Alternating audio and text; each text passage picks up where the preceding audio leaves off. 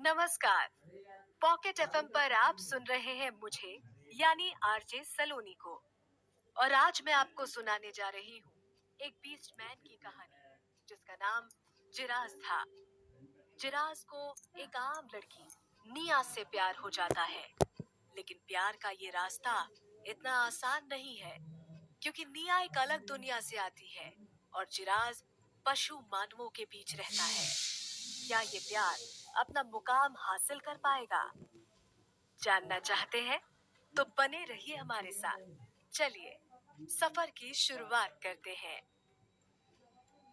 Episode 2। मैं एक बंदर हूँ। जिराज तुरंत उसका पीछा करता है। वो निया को बचा नहीं पाता है, क्योंकि वो भी शौक में था। बहुत ही चिंतित होकर लड़की के सामने डरते हुए वो पूछता है, तुम ठीक हो? निया के बाएं पैर में मूंछ आ गई थी।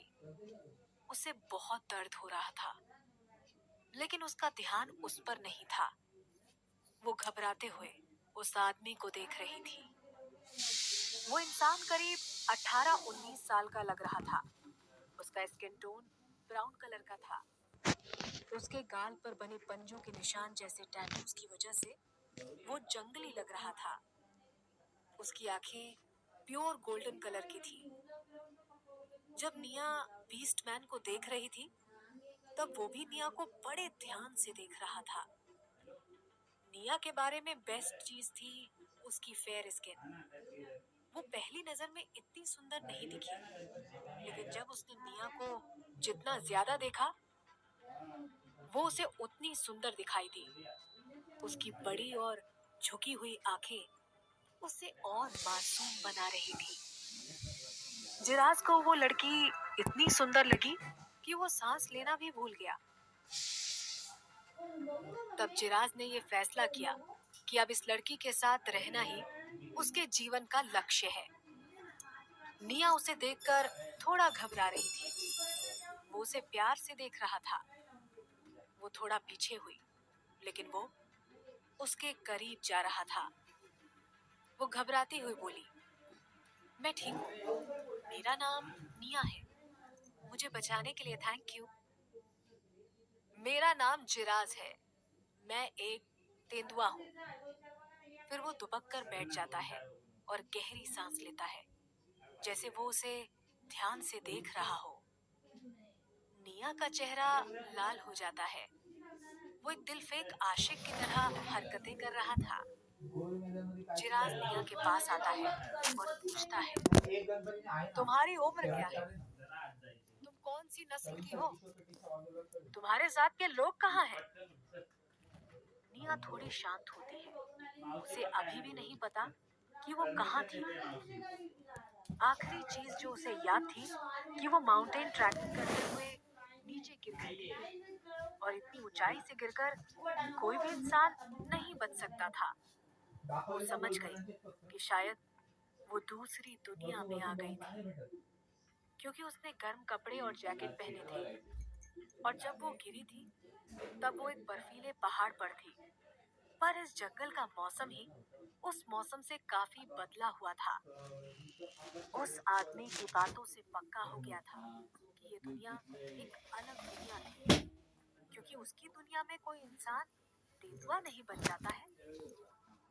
उसे अब पता करना था कि इस जंगल के नियम क्या हैं और जिंदा रहने के लिए क्या करना होगा। निया मूर्ख नहीं थी। जो भी जिराज ने कहा, उसके अकॉर्डिंग यहाँ के सभी लोग एनिमल्स होंगे जो इंसान में बदल सकते हैं, तो वो भी इसे एक जानवर ही समझेगा। सब कुछ समझने के बाद निया ने शांत रहने का सोचा और फिर बोली, सोचो। जिराज ने उस लड़की की सुंदरता को देखा और फिर बोला, लोमड़ी। निया जिराज को देखने लगी और कुछ नहीं बोली। मोर। जिराज को कुछ और जवाब नहीं मिल रहे थे, तो वो तुक्का मारने लगा। निया की आंखें चमकी और वो जोर से बोली, बंदर।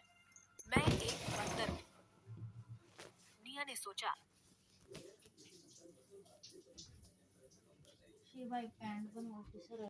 क्या इंसान बंदर से ही बने हैं, तो खुद को बंदर बताना ही शायद बचने का सही रास्ता था।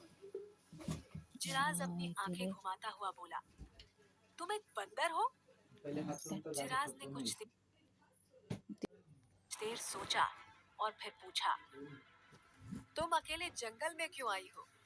जंगल तुम जैसी लड़कियों के लिए बहुत ही खतरनाक है। निया ने बोलने से पहले आंखें फेर ली, फिर बोली, मैं अपने लोगों से दूर टहलने निकली थी, तो अकेले यहाँ पहुंच गई। फिर मेरे पीछे भेड़िए लग गए। वैसे ये कौन सी जगह है? जिराज अपने सफेद दांत दिखाते हुए मुस्कुराता है। निया डरते हुए पूछती है, क्या हूँ?